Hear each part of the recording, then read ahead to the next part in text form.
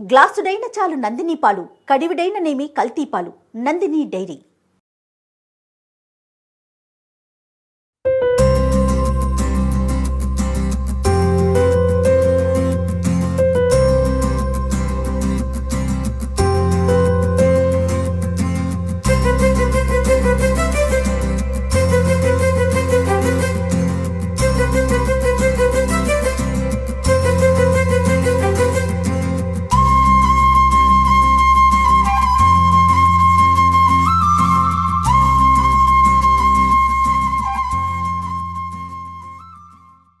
రమగారు, సంక్రాంతి పండుగ శుభాకాంక్షలు.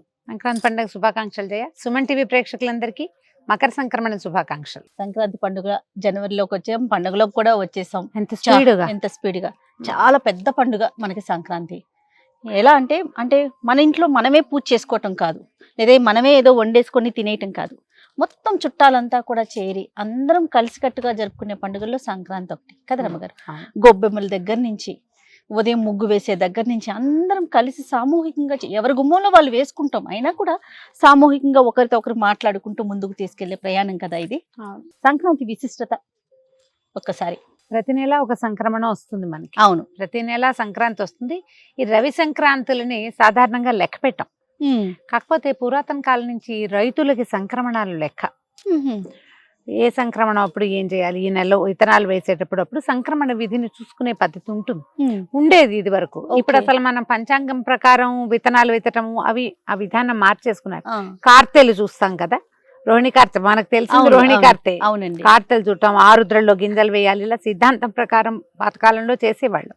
కాకపోతే ఈ సంక్రమణాలు ఏంటంటే మన పూజా విధానానికి పండుగల కోసం ప్రత్యేకంగా 2 సంక్రమణాలు మనం విశేషంగా చేసుకుంటాం.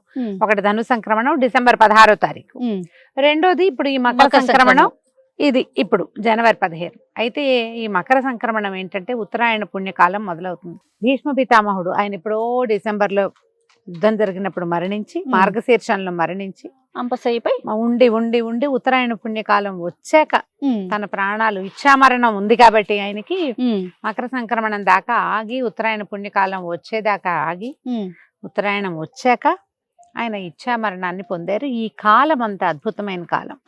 అయితే ఇంత అద్భుతమైన కాలానికి ఆదిగా చెప్పబడేటువంటి సంక్రమణ సమయంలో మనం పూజా విధానం చేసుకోవటము, పెద్దవాళ్ళకి పెట్టుకోవటము, తర్వాత ఈ పంటలు ఇంటికి వచ్చే కాలం కాబట్టి, కాలం అంటే ఈ ఒక రోజు రావుగా ఇక ముందు నుంచే వస్తూ ఉంటాయి.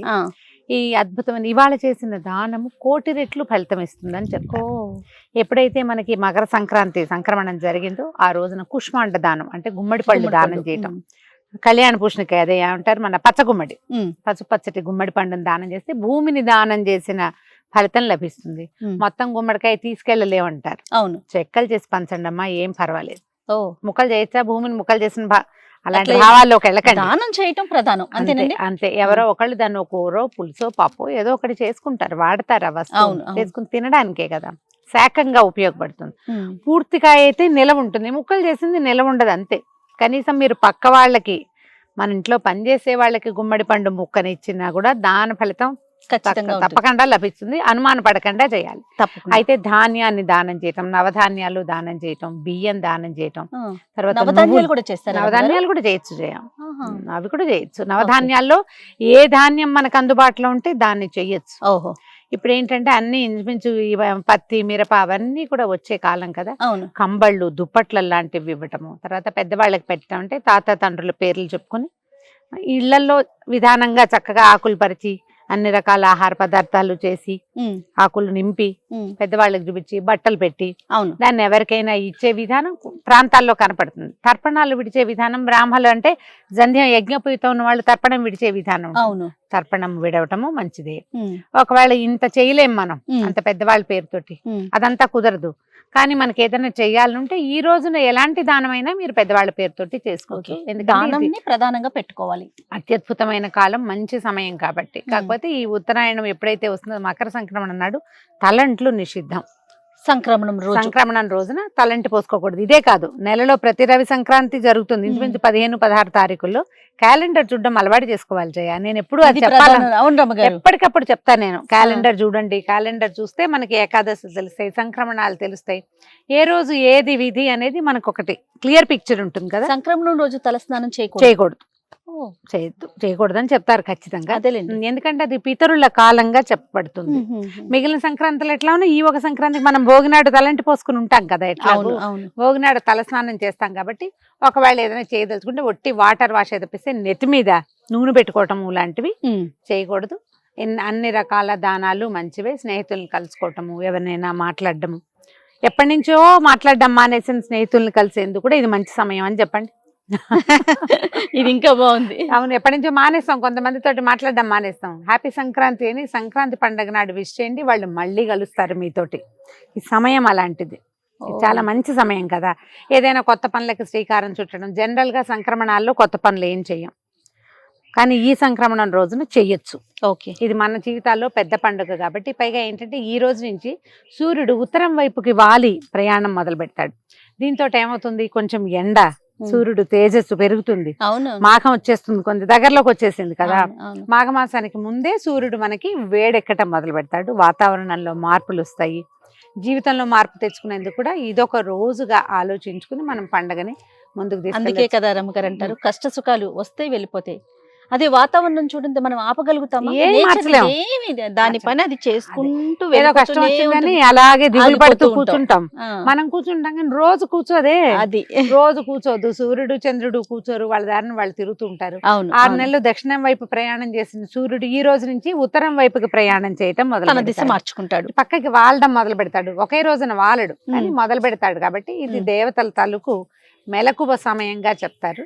వాళ్ళ హాయిగా మెలకు వస్తుంది. ఇప్పుడు ఇంక నుంచి మన విధానం మారుతుంది అనమాట. మొన్నటి దాకా బోల్డ్ అని పూజలు చేసాం మనం. అవును, ఇక్కడ నుంచి మన విధానం మారుతుంది. అలాగే జీవన విధానాన్ని మార్చుకునేందుకు కూడా ఇదొక ప్రత్యేకమైన రోజుగా తీసుకోవాలి ఎవరైనా కూడా.